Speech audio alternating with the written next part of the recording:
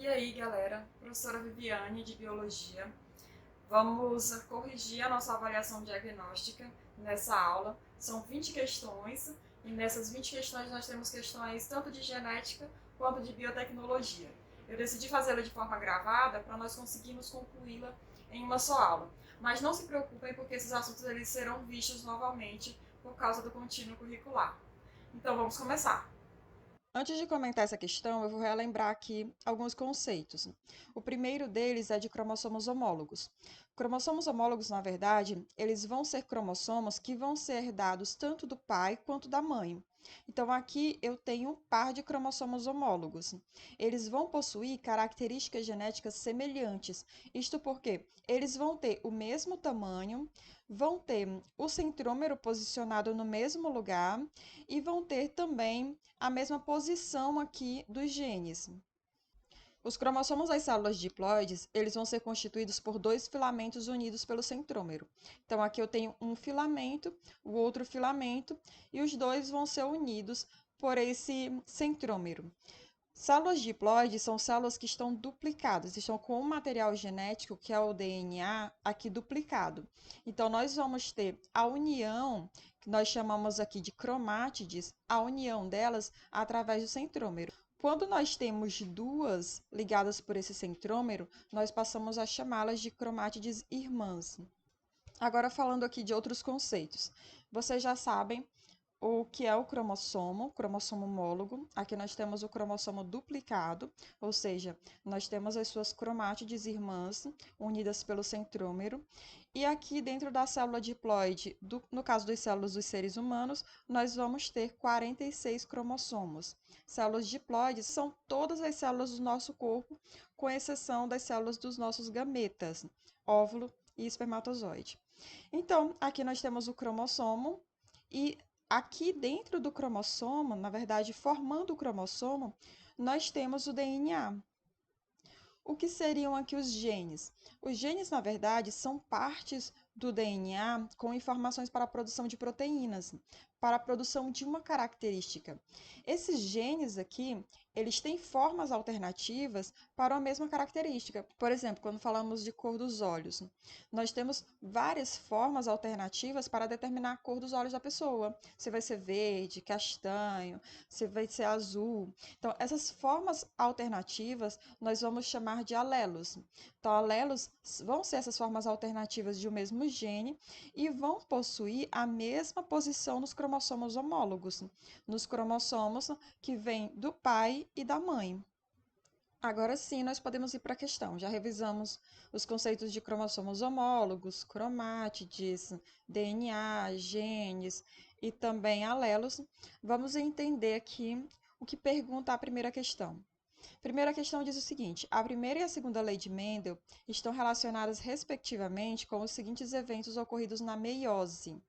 A resposta vocês já sabem, já receberam o gabarito no final do questionário, mas vamos entender por que a resposta é a segregação dos cromossomos homólogos, no caso, na anáfase 1, quando falamos de primeira lei de Mendel, e por que é distribuição independente dos cromossomos na metáfase 1, quando falamos de segunda lei de Mendel. A primeira lei de Mendel diz o seguinte: cada característica vai ser condicionada por um par de fatores hereditários. Ele chamou de fatores hereditários o que nós chamamos hoje de alelos. Esses fatores hereditários vão se separar na formação dos gametas. Então, nós temos aqui uma célula. Esses cromossomos, na interfase, eles vão ser duplicados. Aqui nós estamos falando da meiose. Então, a meiose vai passar por duas divisões celulares, onde na primeira divisão celular nós vamos ter a separação na anáfase, na separação dos cromossomos homólogos, logo na anáfase 1, e na anáfase 2, na segunda divisão celular, nós vamos ter a separação das cromátides irmãs, gerando assim metade do número de cromossomos que eu tinha na célula mãe. Então, aqui na célula mãe, nós temos um alelo dominante e um recessivo. No final dessa divisão celular, nós vamos ter duas células com um alelo dominante, já que nós vamos ter 4 células com metade do número de cromossomos da mãe, eu tenho uma célula gerando 4. Eu tenho 2 células com o alelo dominante e vou ter 2 células com o alelo recessivo. Por isso que a primeira lei de Mendel diz que vai haver uma segregação, que é uma separação dos cromossomos homólogos, que são esses daqui, homólogos, logo na anáfase 1. Vai ser esse resultado aqui da divisão celular. E o que diz então a segunda lei de Mendel? A segunda lei de Mendel diz que os pares de fatores hereditários, e aqui nós vamos estar trabalhando com 2 ou mais pares de alelos, eles vão se separar de maneira independente de outros pares de alelos durante a formação dos gametas. Aqui nós temos 2 pares de alelos heterozigotos. Esses cromossomos eles vão ser duplicados na intéfase e vai haver uma distribuição independente logo na metáfase. A metáfase é quando os cromossomos estão alinhados no meio da célula. Então, quando esses cromossomos forem separados, eles irão gerar 2 possibilidades de gametas. Então, aqui nós temos uma possibilidade, uma célula-mãe gerando 4 células filhas, e aqui nós temos outra possibilidade, uma célula-mãe gerando outras 4 células filhas. Então, elas, no caso desses pares de alelos heterozigotos, eles podem gerar células Azão, Bzinho e Azinho, Bzão, aqui essas 4 células, ou podem gerar células com Azão, Bzão e Azinho, Bzinho. Essa distribuição vai acontecer de modo independente e vai acontecer logo na metáfase 1 da meiose. A segunda questão, ela diz respeito à molécula de DNA e também sobre a posição das pontes de hidrogênio na mesma. E pergunta a respeito dessa replicação da molécula do DNA. Então, a replicação, a resposta, ela vai ser semiconservativa. Isto porque as fitas filhas, elas vão consistir de uma fita parental e de uma fita recém-sintetizada. Então, vamos entender o que tudo isso quer dizer. O DNA ele vai ser formado por vários nucleotídeos. As proteínas, vocês se lembram? Elas são formadas por vários aminoácidos. No caso do DNA, ele é formado por várias sequências de nucleotídeos. E o que são os nucleotídeos? Eles são estruturas formadas por um grupo fosfato, uma pentose, e no caso do DNA, nós temos aqui a pentose e a desoxirribose e uma base nitrogenada. No caso do DNA, nós temos 4 tipos de bases nitrogenadas. Pode ser adenina, citosina, guanina e timina.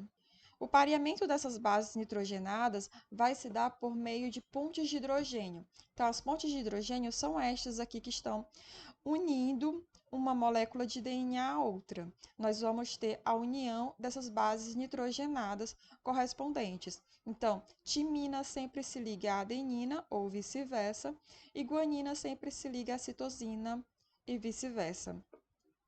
Então, timina e adenina se ligam a uma outra por 2 pontes de hidrogênio, guanina e citosina por 3 pontes de hidrogênio.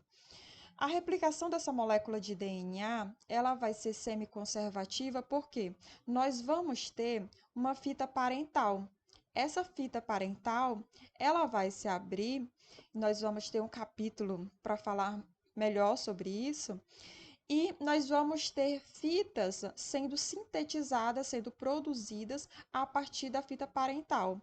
Por isso que nós dizemos que essa replicação, ela vai ser semiconservativa, porque ela vai conservar a fita parental e vai fazer um novo filamento a partir do parental, mantendo assim um filamento original. A terceira questão, ela fala sobre a diferença de genótipo e de fenótipo.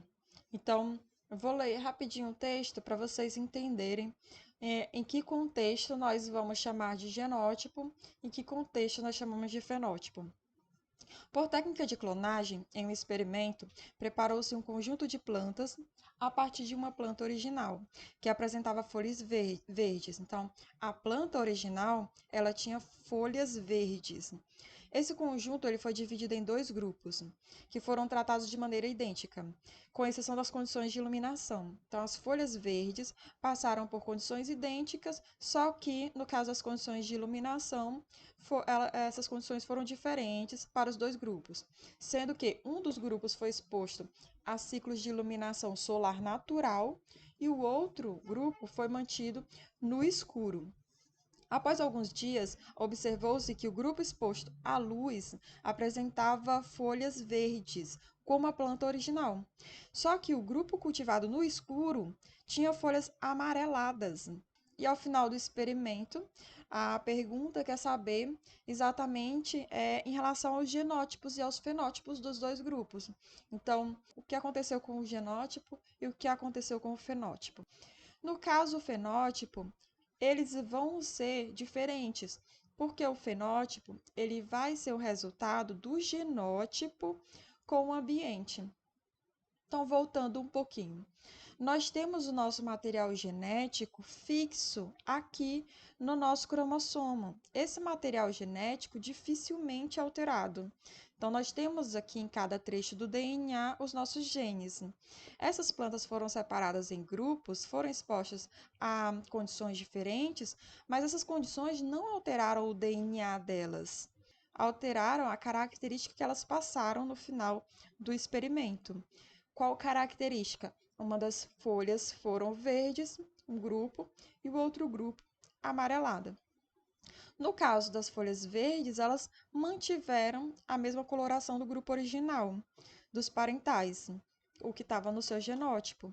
No caso da amarelada, como ela não teve a exposição à luz solar natural, ela não conseguiu fazer com que suas folhas se tornassem verdes. Por isso que ela se tornou uma planta com um fenótipo diferente da parental. O fenótipo vai ser o genótipo mais o ambiente. O mesmo genótipo, ele pode expressar diferentes fenótipos, dependendo de sua interação com o meio.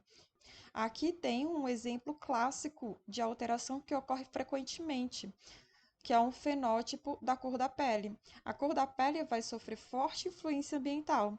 As pessoas, elas podem muitas vezes ter o mesmo genótipo, mas apresentarem diferentes tons de pele, dependendo da exposição à radiação ultravioleta. A quarta questão diz o seguinte: em relação a uma doença autossômica recessiva neurodegenerativa, pesquisadores de uma universidade brasileira observaram a alta incidência dessa doença e o alto número de casamentos consanguíneos em uma pequena cidade do Nordeste brasileiro. Outro dado interessante levantado pelos pesquisadores foi que a população da cidade, ela acredita que a doença seja transmitida de uma geração a outra através do sangue.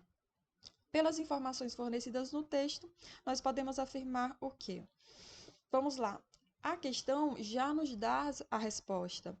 Homens ou mulheres vão ter a mesma probabilidade de apresentar a doença porque é uma doença autossômica, O que quer dizer que essa doença pode atingir homens e mulheres na mesma proporção, porque são esses cromossomos aqui que não vão estar ligados aos cromossomos sexuais. Então, cromossomos autossômicos são uns, cromossomos sexuais para homens e para mulheres são outros. Aqui nós vamos ter eles sendo atingidos na mesma probabilidade exatamente por isso. O que é uma doença autossômica recessiva? A autossômica recessiva vai ser quando uma doença, para se desenvolver, vai ter que ter herdado uma cópia do gene defeituoso tanto da mãe quanto do pai. Ou seja, se uma criança herdar uma cópia do gene defeituoso do pai, mas não herdar da mãe, se aqui for o masão, por exemplo, essa criança ela vai ser apenas portadora do gene defeituoso, mas ela não vai manifestar a doença, porque ela não vai estar afetada.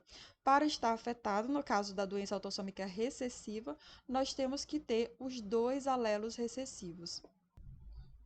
A quinta questão fala o seguinte: frequentemente, no estudo de genética, encontramos representações gráficas que demonstram as relações de descendência e a ocorrência de alguma característica em uma família. Essa representação recebe o nome. Então, essa representação vai receber o nome de heredograma. Então, heredograma é essa representação gráfica aqui das relações de parentesco entre os indivíduos.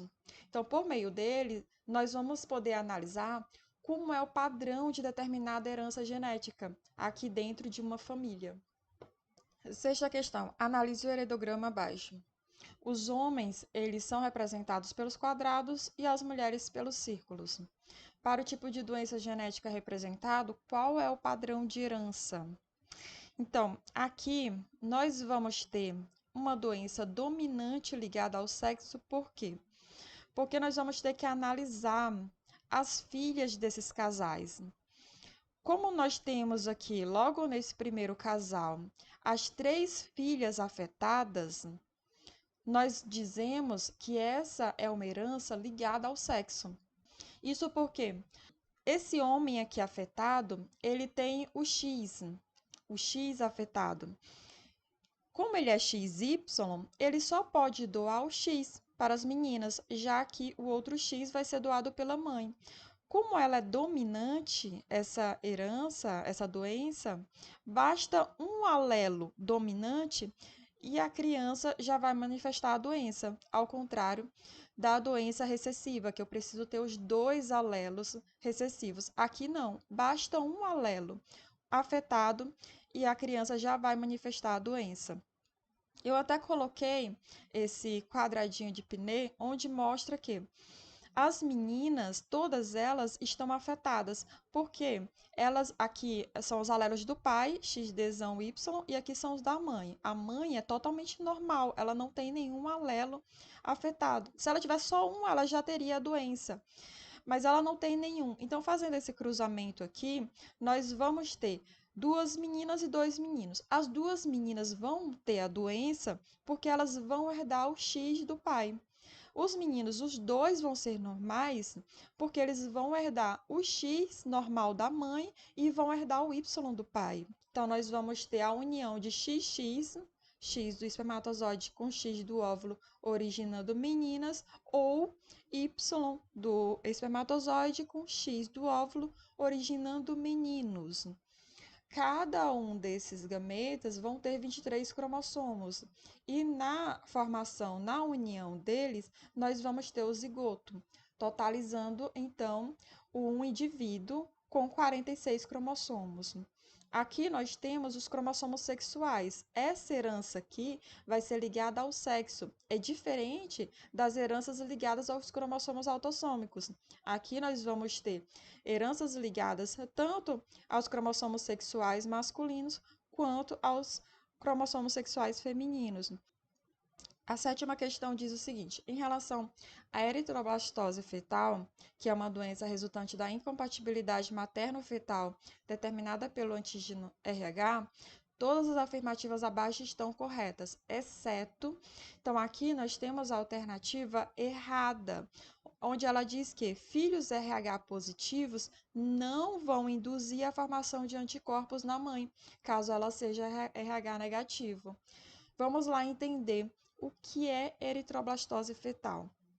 Ela também pode ser conhecida como a doença hemolítica do recém-nascido. Ela vai ocorrer pela incompatibilidade sanguínea do fator RH materno com o do bebê. Então, essa eritroblastose ela vai se manifestar durante a gravidez de mulheres que forem RH negativos e os filhos forem RH positivos, exatamente como diz aqui, os filhos RH positivos com as mães RH negativas. Só que aqui eles vão induzir a formação de anticorpos na mãe.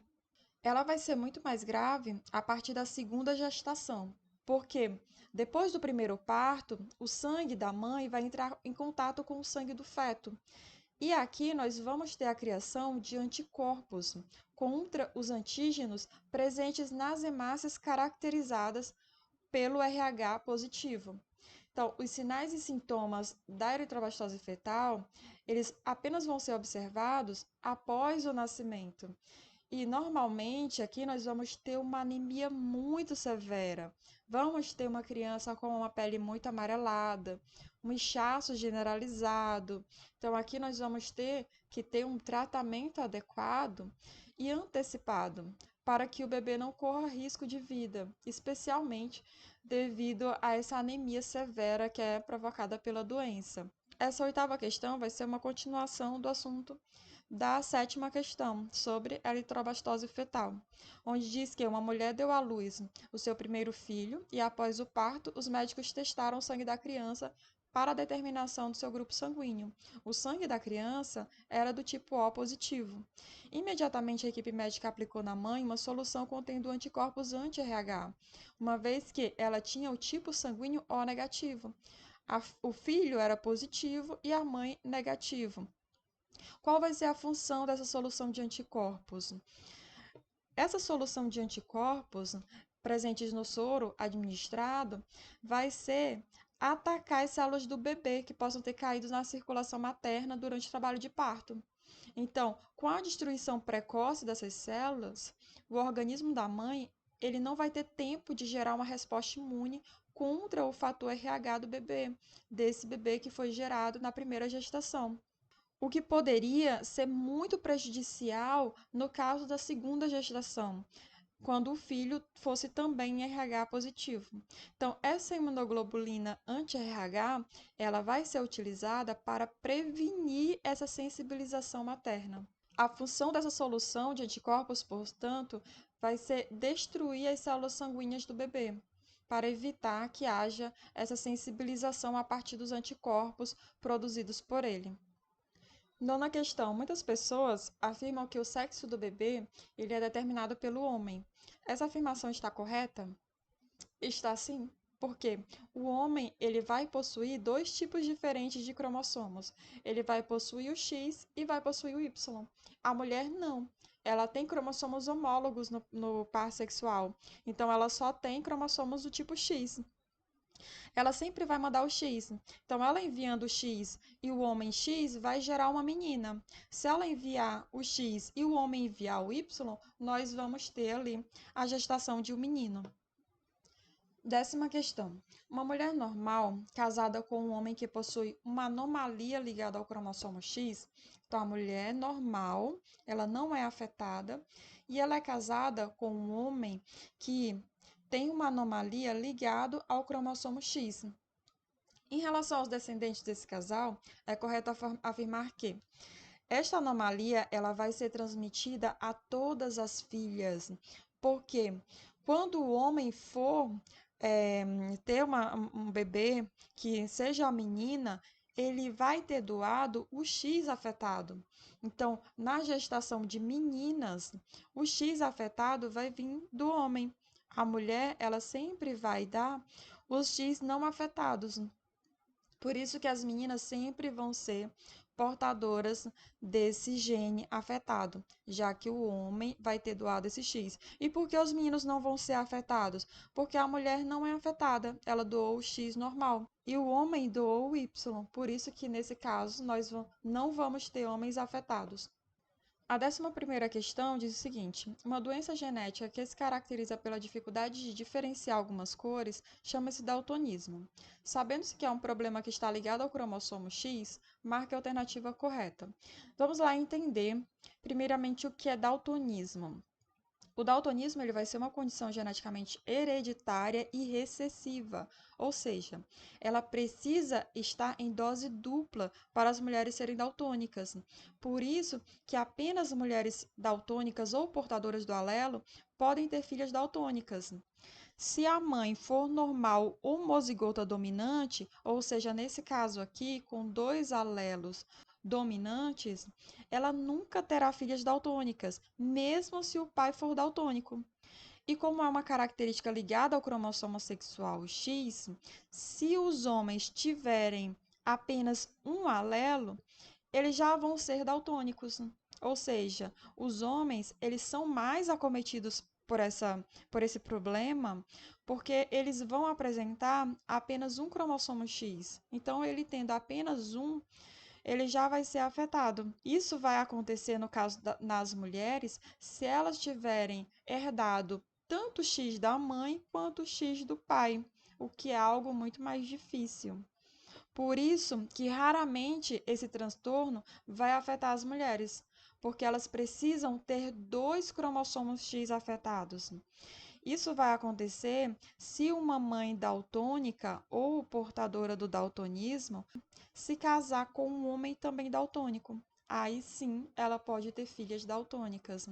Então, nesse caso aqui da questão, está falando que apenas as mulheres daltônicas ou portadoras podem ter filhas daltônicas, porque, mesmo o pai sendo daltônico, a filha tem que receber o X da mãe, porque é uma doença ligada ao X, é um distúrbio de visão ligado ao X e é recessivo, ele tem que estar em dose dupla.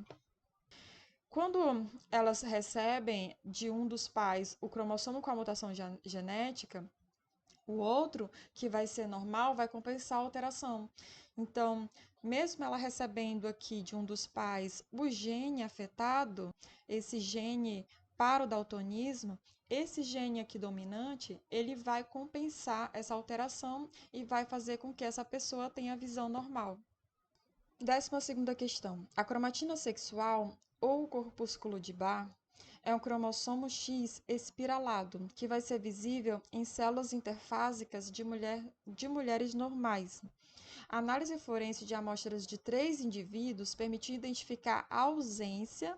Então, em um indivíduo, nós tínhamos a ausência da cromatina.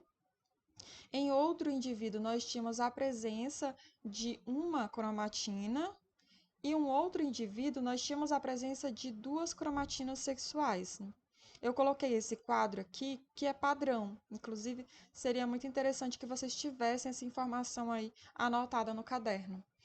Então, com base nos resultados, nós poderíamos prever que as amostras analisadas pertenciam a pessoas com. Se eu não tenho nenhuma cromatina sexual, eu tenho um indivíduo com síndrome de Turner. Se eu tenho apenas uma cromatina, eu tenho uma pessoa do sexo feminino normal, uma mulher normal. Se eu tenho duas cromatinas, o que é certo, o que é o normal é apenas uma, eu vou ter uma pessoa com a síndrome do triplo X, com 3 cromossomos sexuais X.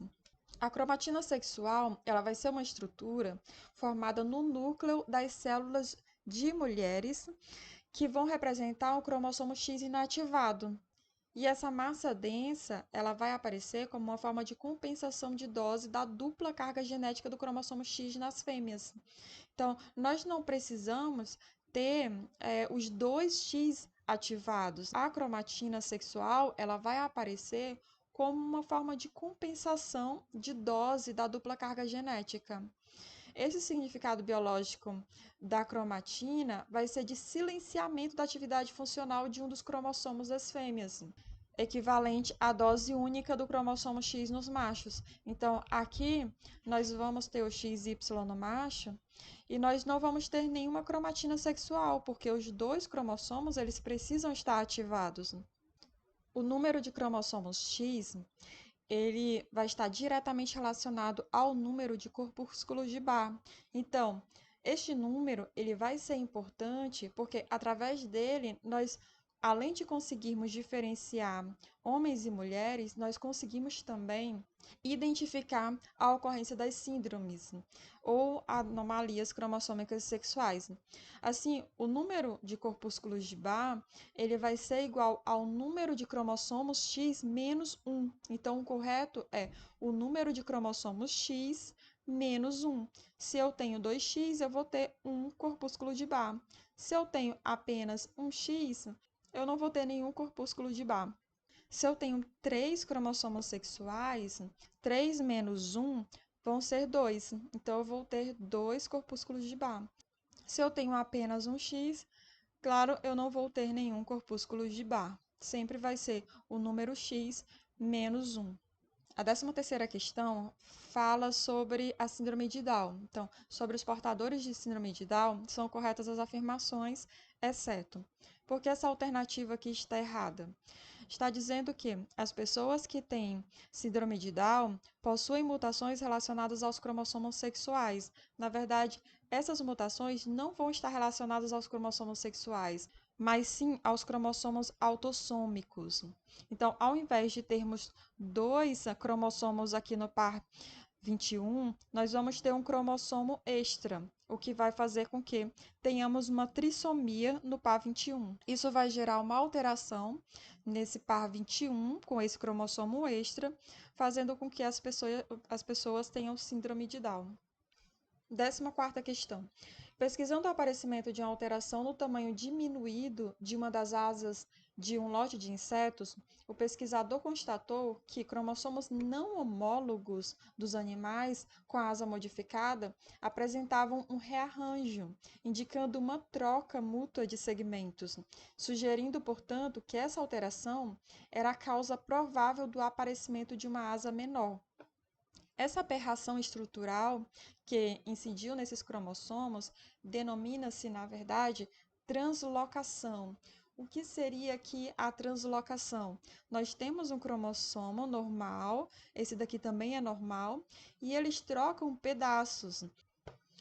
Essas alterações cromossômicas estruturais, elas são alterações que causam modificações na morfologia dos cromossomos. Então, essas alterações, elas podem ser com certeza danosas ao indivíduo. Vão influenciar, claro, na formação do fenótipo. Por isso que aqui nós vamos ter, no caso desse lote de insetos, o aparecimento, nesse caso aqui, de uma asa menor. Normalmente, essas alterações cromossômicas estruturais, elas acontecem por erros no processo de meiose, mas também pode acontecer devido a agentes que causam danos ao material genético, como no caso da radiação. A 15ª questão diz o seguinte: quando analisamos indivíduos duplo heterozigotos, ou seja, azão-azinho, bezão-bezinho, em um caso de dois pares de genes ligados, percebemos que os alelos eles podem estar organizados de duas formas.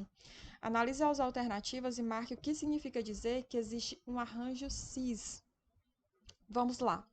Aqui nós temos o arranjo cis e aqui nós temos o arranjo trans. O arranjo cis é quando em um mesmo cromossomo vai existir apenas alelos dominantes, azão, bezão, enquanto que no outro cromossomo nós vamos ter apenas alelos recessivos, aqui Azinho e Bzinho. No caso do arranjo trans, nós vamos ter em cada cromossomo homólogo um alelo dominante e um alelo recessivo, aqui Azão, Bzinho e aqui Bzão, Azinho. Eu tenho um alelo dominante e um alelo recessivo no arranjo trans, enquanto que no arranjo cis, eu em mesmo cromossomo vou ter cromossomos tanto dominantes quanto recessivos. Então, o arranjo cis vai ser aquele em que os alelos dominantes vão estar no mesmo cromossomo e os alelos recessivos no cromossomo homólogo correspondente, o que diz a alternativa aqui correta. Vamos lá para a 16ª questão. Estamos quase acabando. Quando o cientista Everest, no século XX, introduziu a informação responsável pela fabricação da insulina humana em uma bactéria, então olha só o que ele fez. Ele introduziu a informação para a fabricação da insulina humana em uma bactéria, para que a bactéria passasse a produzir a substância. Aqui surgiu a biotecnologia. As bactérias modificadas passaram então a produzir a insulina humana, porque receberam a sequência de DNA codificante de insulina humana. Então, olha só, o enunciado ele já te direciona para a resposta. O pesquisador ele introduziu a informação responsável pela fabricação da insulina. A insulina ela é uma proteína. Para a produção de uma proteína, nós precisamos de um gene. E o gene nada mais é do que um trecho de DNA. Então, quando a questão vai apontar a introdução da informação que estava contida no DNA, na verdade, está dizendo que o pesquisador conseguiu colocar o gene, colocar o trecho de DNA humano dentro da célula bacteriana. Então, portando esse DNA, a bactéria ela vai conseguir interpretar esse código e vai passar a fabricar a proteína. Nesse caso aqui, a proteína de origem humana. Como é que uma bactéria vai conseguir produzir uma proteína que pertence a uma outra espécie? Isso vai acontecer através de uma propriedade básica do DNA. O DNA, ele possui um código genético universal, por isso que a bactéria vai conseguir, a partir desses clones, produzir a insulina. 17ª questão fala o seguinte: as células do cordão umbilical de recém-nascidos humanos podem ser guardadas por criopreservação, uma vez que apresentam alto potencial terapêutico em consequência de suas características peculiares. Esse poder terapêutico dessas células baseia-se em sua capacidade de diferenciação em células especializadas.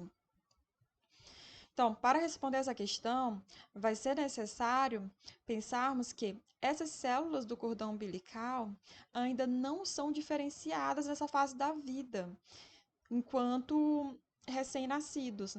Nesse caso aqui, nós podemos pensar também que são células chamadas de células-tronco. Isso porque elas têm uma alta capacidade de diferenciação, podendo inclusive se tornar células específicas e até mesmo podendo ajudar na reconstituição de tecidos adultos. Sendo assim, nós podemos dizer que essa é a alternativa correta, porque o cordão ele vai acabar se diferenciando em células especializadas para diferentes funções.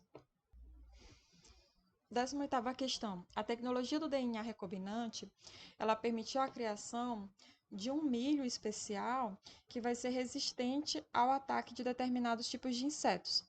Considerando que foi introduzido nesse milho um gene da bactéria Bacillus thuringiensis, que promove na planta a produção de uma proteína tóxica aos insetos, mas inofensiva aos mamíferos, é correto afirmar que esse milho é resultado de uma técnica de.